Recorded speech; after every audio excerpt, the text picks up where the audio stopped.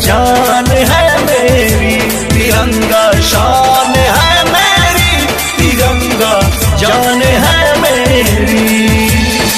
कतरा कतरा खून का ये अरमान है मेरी, कतरा कतरा खून का ये अरमान है मेरी।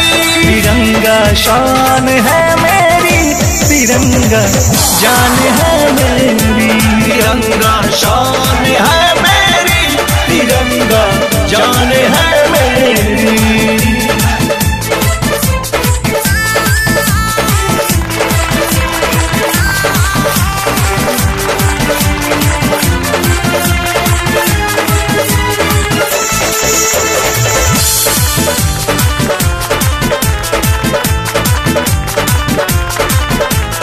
बोटी बोटी कट जाए फिर भी इसे न झुकने देंगे, लहराए युगों युगों तक इसे न रुकने देंगे।